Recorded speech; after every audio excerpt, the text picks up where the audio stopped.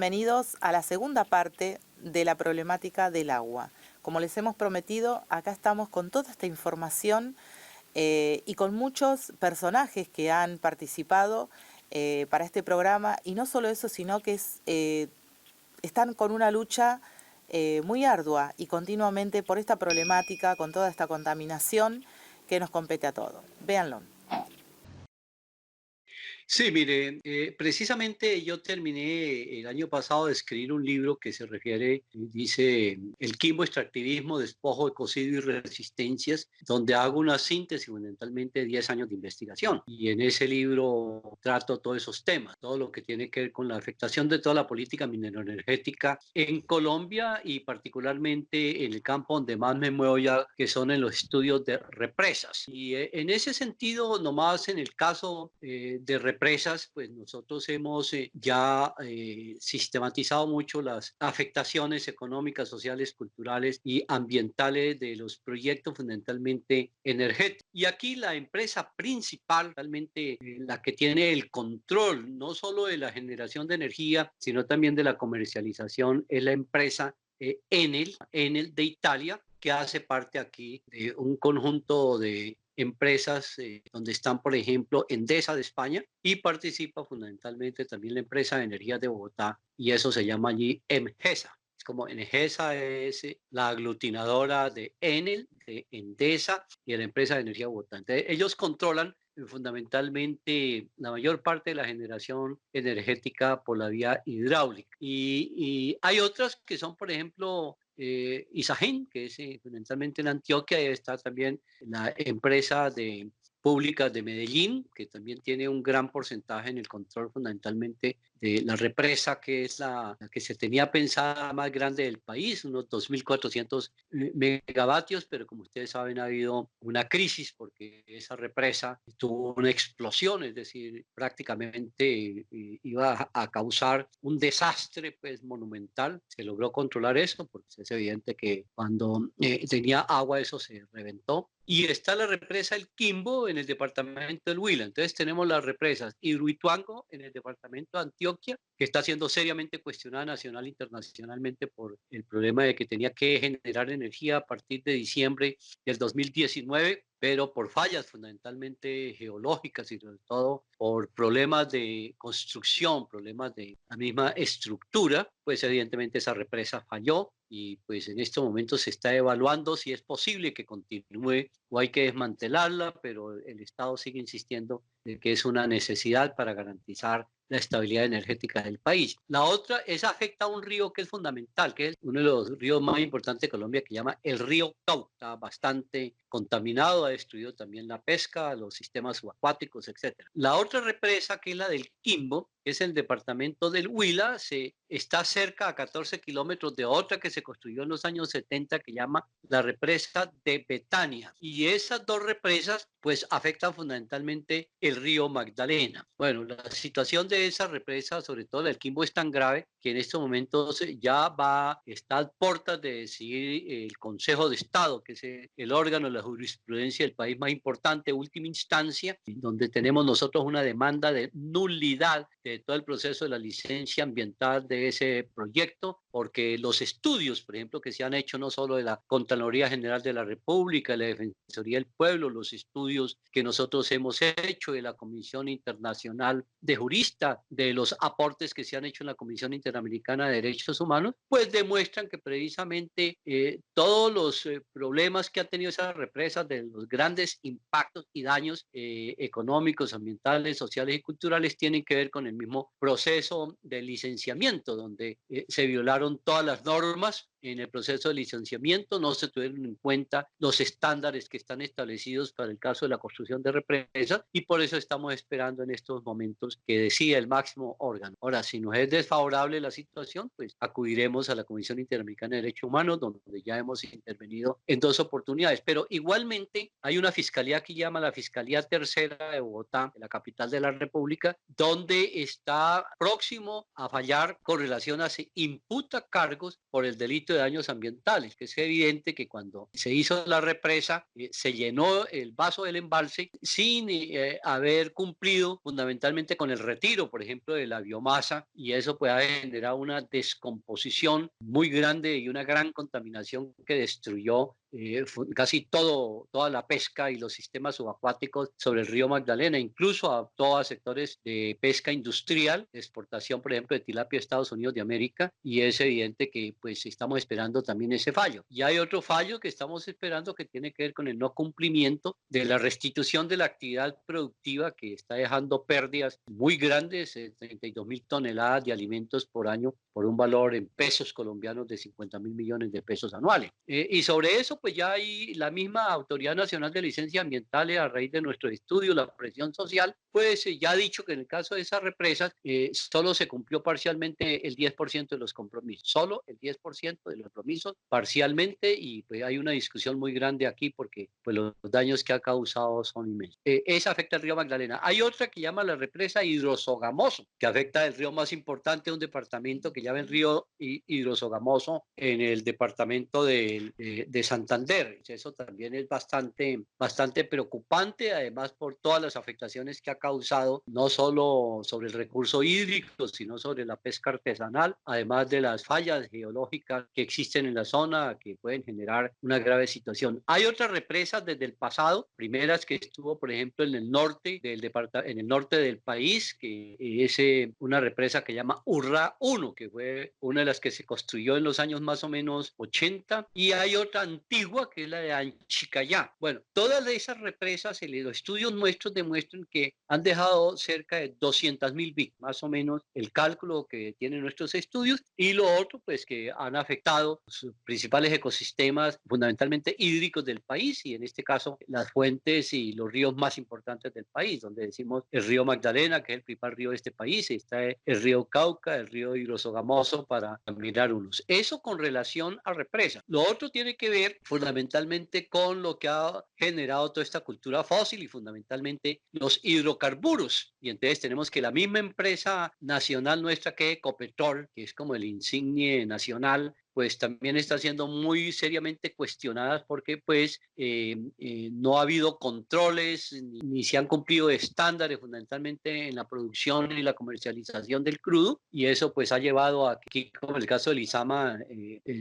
pozos se han reventado, y eso ha causado destrucción de ríos por efecto del crudo, y eso pues ha generado mucho problema. Y lo otro, eso es para mencionar esos, pero además está vendida ahí la Anglo-Gold Ashanti, que está también participando de proyectos y todo lo que tiene que ver con la minería a gran escala, que ha sido fundamentalmente la mayor destructora en todo el país. En estos momentos, el fenómeno de la minería, porque tenemos no solo el problema de la minería de las grandes transnacionales que están copando casi todos los territorios, sino que está todo el fenómeno de la minería ilegal, donde participan fundamentalmente también el narcotráfico, por ejemplo, de México, a nivel internacional, que es parte de todos esos proyectos. Los estudios demuestran que en estos momentos ha sido tan grave el impacto de de todo este modelo mineroenergético, que es evidente que el país hoy se encuentra a puertas de una gran crisis socioambiental por efecto de toda la política mineroenergética, y eso ahora se está profundizando porque el gobierno quiere continuar ahora, como ustedes saben, con el fracking. Ya autorizó 4 pruebas piloto, fundamentalmente en la zona del Magdalena Medio, que es más o menos en el centro del país, y pues eso ha generado muchas protestas. Pero igualmente lo importante de todo esto es que se han fortalecido mucho los movimientos sociales en Colombia, y por ejemplo a través de consultas populares, pues aquí se han ganado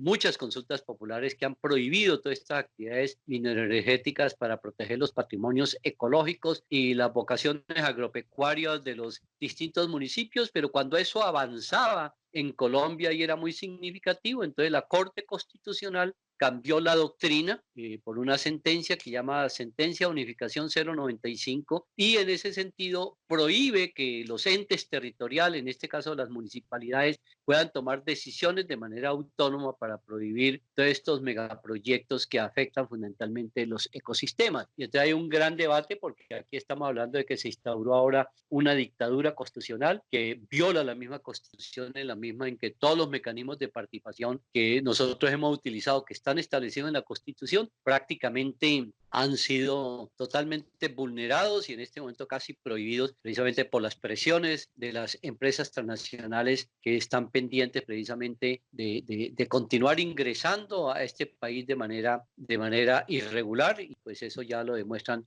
todos los estudios. Mira, empresa, cuando empezamos este conflicto era Tenke y la subsidiaria acá era Depromin. Ese fue el primer conflicto minero. Y después Mendoza, tanto Mendoza como Chubut, son dos provincias donde la cordillera tiene mucha mineralización y es como que están presentes todas las empresas. Pero acá el lobby más grande lo hacen empresarios argentinos que tienen que ver. Entonces está la CAMEN, la Cámara Argentina de Empresarios Mineros, que tiene creo que su casa matriz acá en Mendoza, y las empresas como que van rotando. Nosotros por ahí decimos siempre que los mineros argentinos no son mineros, no hacen minería, simplemente tienen una suerte de negocio inmobiliario. Han comprado cateos, han comprado minas, le hacen los avances de estudio de impacto ambiental, las autorizaciones, y se las venden a empresas. La empresa más grande que uno puede conocer acá es la empresa Tenke, pero después apareció la Anglo American, apareció creo que es la Anglo Gons Assange, bueno, algo así, digo, otra empresa que estaba en el sur. Y después, a partir del año 2009-2010, aparece otra empresa canadiense que es la Core Mining. Pero la Core Mining también con la idea del proyecto San Jorge de Oro Uspallata, que también ha tenido mucho revuelo a nivel nacional. Ese proyecto, que se rechazó la declaración de impacto ambiental en la legislatura, después la Core Mining vende y se lo vende a una empresa rusa, que es Solvay no sé cuánto. Pero es así, digo, nosotros no estamos luchando demasiado con las empresas grandes, sino con los empresarios locales que intentan ir avanzando los estudios de impacto ambiental y las autorizaciones para recién después venderle a empresas grandes. Pero nosotros el conflicto más grande lo tenemos directamente con empresarios, con geólogos de la Cámara Argentina de Empresarios Mineros o con la Cámara de Servicios Mineros, y últimamente también, bueno, con Cámara de la Metalurgia, de servicios que le prestan a los empresarios mineros. Pero es así, digo, como que están tratando de habilitar la minería para ellos vender sus propios cateos, que ha sido parte de los escándalos que tenemos. Otra empresa grande, pero no de minería metalífera, fue la Vale, la brasilera, que hace metalífera en algún otro lugar, pero acá tenía Potasio Río Colorado. Otro conflicto largo que no tiene que ver con la minería, no tiene los alcances de la ley 7722, pero que también quería instalarse en la provincia. Minería al cielo abierto y sus impactos en el medio ambiente. La minería a cielo abierto es una industria que origina inmensos impactos ambientales, visuales, humanos y culturales.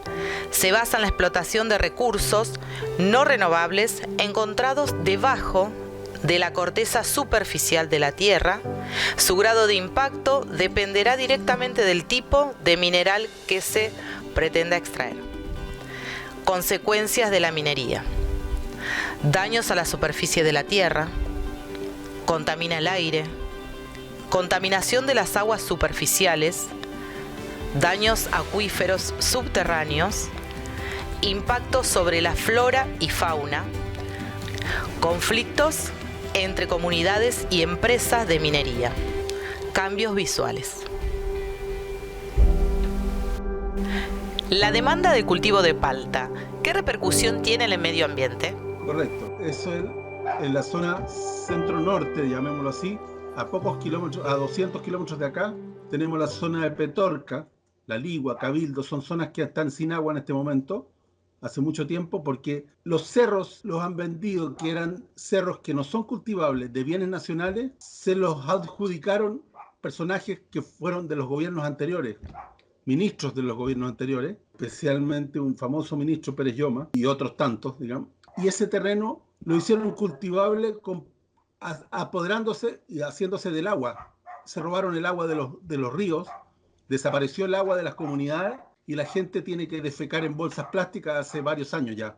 Entonces, esa gente no tiene agua hace mucho rato y la legislación lo permite.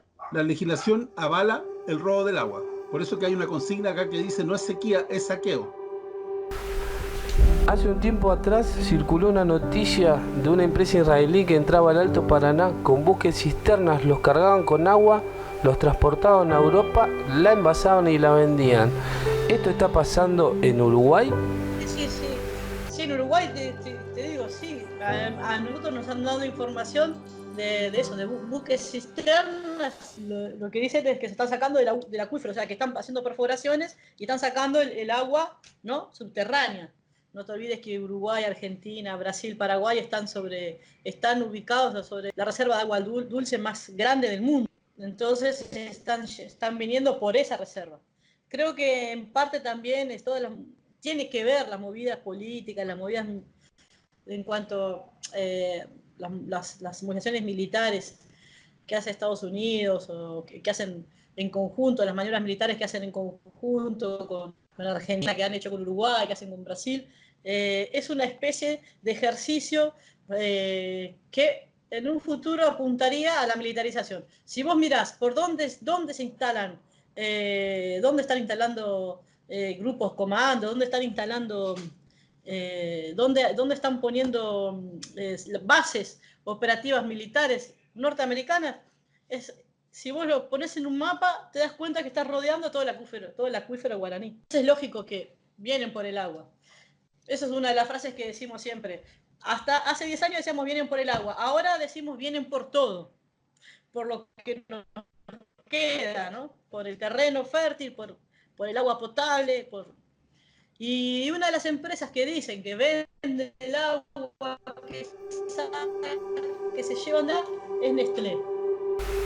¿Cómo están siendo afectados los campos en la zona? Bueno, vos viste que te acordarás del típico paisaje acá de provincia de Buenos Aires u otras provincias de llanura, de esos llanos llenos de girasoles o de vacas que había antiguamente, montes por todos lados, de eucaliptos o de otros árboles. Y bueno, ahora eso no se ve todo pasto, o sea, todo naranja de color soja. Bueno, yo no vivo en el campo, pero me dicen que el tema de los pájaros también se nota sensiblemente la falta de pájaros y la falta de insectos, porque se mueren con los agrotóxicos. Y bueno, y eso también nos llega a nosotros, porque también nos llega a través de las verduras que comemos, de los cereales que comemos, de todo lo que se nos vende, y también nos llega a través del aire y del agua. Hay estudios de la Universidad de La Plata y otras universidades que ya señalan que las napas, los acuíferos ya se están contaminando con estos agrotóxicos, ¿no? Entonces, bueno, esto es muy, muy riesgoso. ¿Qué responsabilidad tiene el sector industrial con la contaminación? Efectivamente, lo mismo que tú ves en los problemas en países desarrollados, por ejemplo, no sé, Brasil, Argentina, México, se encuentra básicamente por todo el mundo. El agua desgraciadamente no tiene un tratamiento adecuado. Las industrias contaminan. Empecemos por la cantidad de agua que necesitan las industrias. Aproximadamente entre un 30-40% de toda el agua que hay en cualquier país, lo mismo en Argentina que en México, va prácticamente hacia lo que son industrias. Y un 60%, en el caso de México, no creo que esté muy diferente a Argentina, un 60% va hacia el campo, lo que es el riego. Más o menos, son mismas proporciones. El problema de la contaminación sigue un patrón a nivel mundial bastante semejante en países que llamamos tercermundistas, subdesarrollados. En nuestro país, te voy a dar un ejemplo, alrededor de un 40% del agua solamente se trata del agua que viene a nivel municipal o del agua que viene a nivel industrial. El problema es que esta contaminación industrial, al no tener un 50% de tratamiento, va y desemboca en cuerpos de agua directamente. A final de cuentas, estos cuerpos de agua o aguas grises se concentran todo en lo que son las plantas de tratamiento de aguas residuales, o bien quedan contaminando grandes cuerpos de agua, principalmente ríos, lagunas, de tipo superficial. Entonces tenemos contaminación del agua tanto a nivel superficial, si me estás preguntando por parte de la industria, pero no solamente la industria está contaminando el agua, también hay poblaciones que no tienen un drenaje adecuado y todos estos cauces de las comunidades también están contaminando ríos y cuerpos de agua que llegan finalmente al mar y a final de cuentas estamos contaminando toda una red fluvial, tanto en el continente y que desemboca al mar. Entonces podemos encontrar grandes contaminantes en ríos, en lagunas y obviamente en los estuarios en el mar. ¿Hay algún proyecto para hacer cambios a energías limpias? Bueno, aquí estamos ya planteando esa perspectiva, es decir, en la mesa social mineroenergética y ambiental ya está esa discusión. Nosotros sí creemos que a raíz de las mismas crisis y los fracasos que ha habido en las cumbres climáticas, donde sigue imperando la lógica del mercado y todo lo del capitalismo verde, pues nosotros creemos que hay que dar un salto cualitativo. Y aquí en Colombia, por lo menos, a mí me parece muy importante la conclusión que hemos llegado los movimientos sociales más importantes. Y es que el problema es que no hay que seguir actuando de manera sectorial, movimientos contra represas, separados de movimientos contra fracking, movimientos contra minería, sino que aquí llegamos ya a la conciencia que el problema fundamental es el modelo. Es el modelo extractivista mineroenergética que requiere de un cambio profundo. Y en ese sentido, por eso estamos planteando y hemos llegado a acuerdos. Por ejemplo, en este momento, en el caso de crudos, bueno, hay un acuerdo sobre crudos convencionales que se agotarán muy pronto, pero ya el acuerdo de no explotación a través de la tecnología frac. Eso ya es un acuerdo entre todos los movimientos sociales. A nivel de represas, también hay un acuerdo entre todo el movimiento de represa. No vamos a permitir una represa más en Colombia, ¿ya? Y en este momento tenemos frenado, desde el año 2016 hemos frenado el plan máster de 17 represas. No han podido construir una represa más sobre el río Magdalena. Y a raíz de la crisis de Hidroituango, pues es evidente que ya el Estado está hablando de que ya no tiene sentido porque no es presentable seguir hablando de grandes represas. Entonces está la discusión de las pequeñas centrales hidroeléctricas. Nosotros estamos diciendo que él hace parte de la misma lógica, pero que nosotros pensamos en otras formas distintas, incluso de la utilización de los recursos hídricos, como hay experiencias aquí en Colombia por parte de todos estos grupos que se desmovilizaron, donde están utilizando, por ejemplo,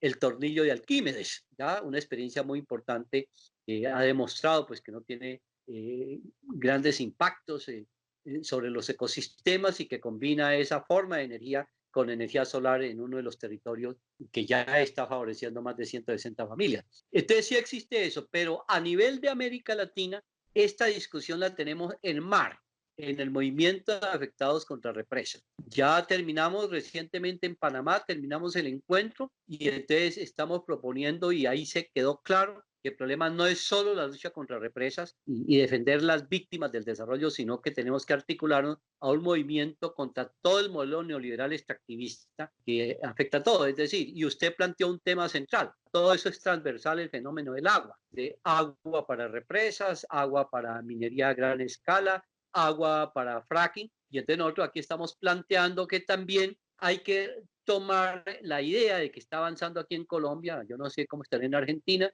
en que ya hay reconocimientos. Por ejemplo, se reconoció el río Atrato como sujeto de derechos, el río Magdalena, el nuestro, esta zona también como sujeto de derechos, pero también estamos planteando de cómo reconocer que todos nuestros ecosistemas son sujetos de derecho y que corresponde fundamentalmente a las comunidades su protección, porque el Estado está planteando ahora que para garantizar el ingreso de empresas transnacionales, la protección de los ecosistemas corresponde a las fuerzas militares, que es la militarización de la naturaleza. A ese extremo hemos llegado con el caso del Plan de Desarrollo. Pero es evidente que esta discusión ya la tenemos aquí en Colombia a través del movimiento contra represas de América Latina, pero también estamos viendo con muy buenas perspectivas todo esto de los encuentros panamazónicos y con las comunidades indígenas, y creemos que hay que buscar una articulación para, no obstante que tengamos diferencias, y por lo menos lograr a una agenda común a nivel de América Latina.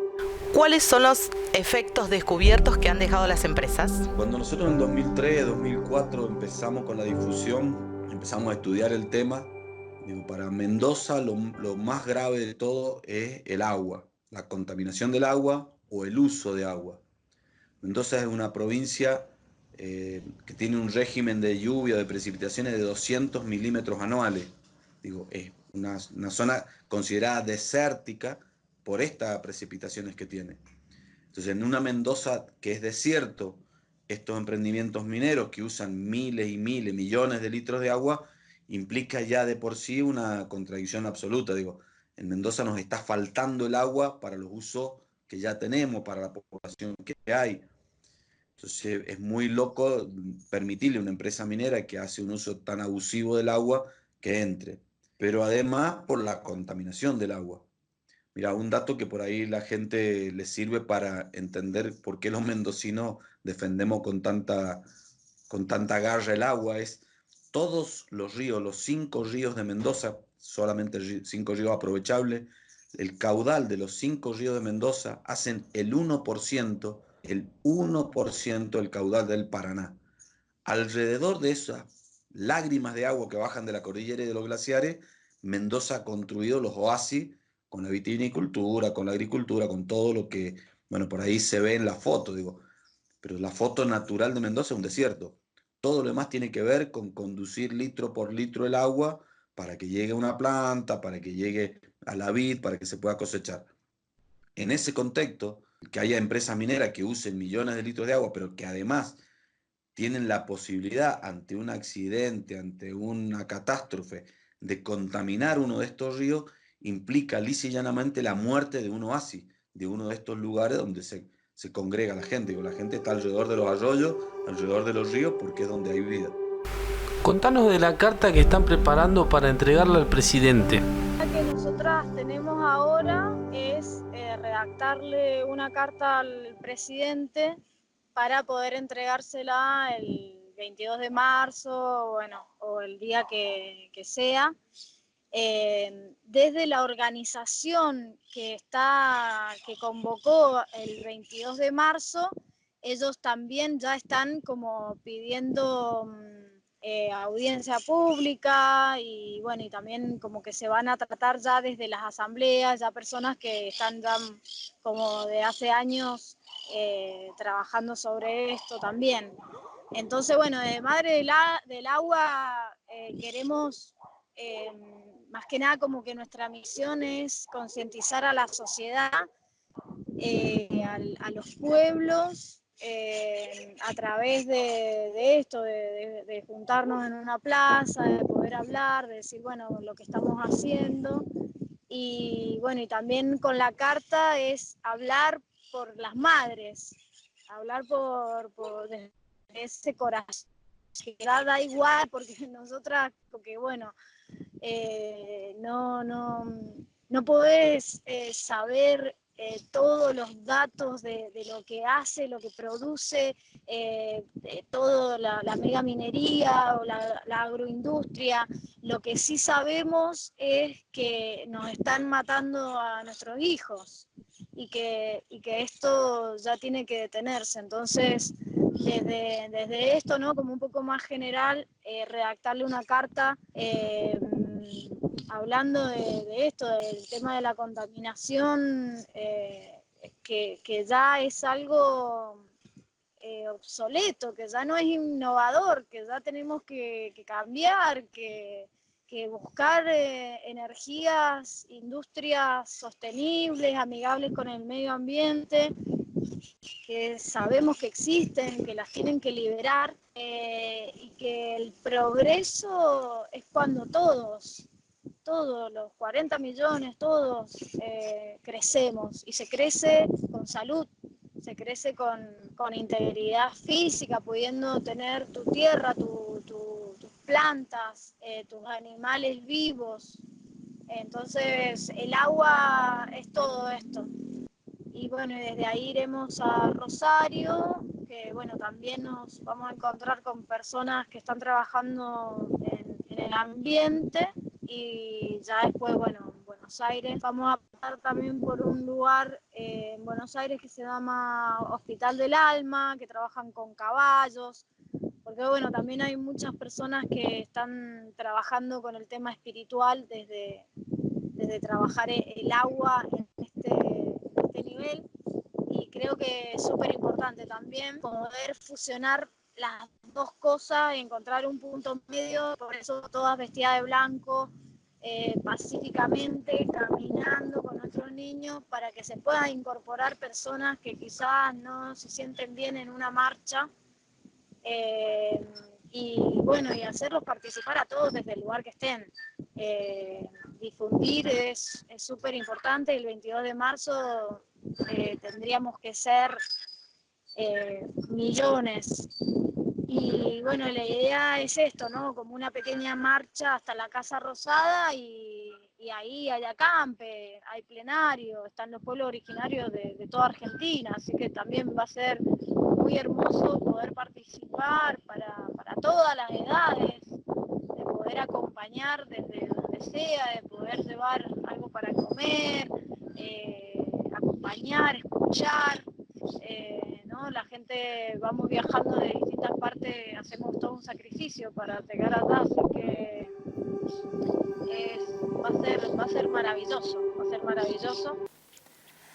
Bueno, aquí estamos en el final de esta parte. Queremos saber qué les parece a ustedes esta problemática, queremos saber sus comentarios, que lo compartan a todas las personas que ustedes conozcan. Acá pasaron un montón de personajes de diferentes lugares donde la problemática es exactamente la misma.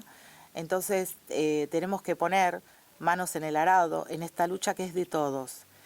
No se olviden que queda la culminación de esta investigación importantísima para todos ustedes, para que comprendan lo grave de esto que es la fuente de vida. Sin esto no tenemos vida. Así que bueno, hasta el próximo programa. Acuérdense de suscribirse, de compartir, de dar me gusta y de tocar la campanita. Hasta la próxima semana.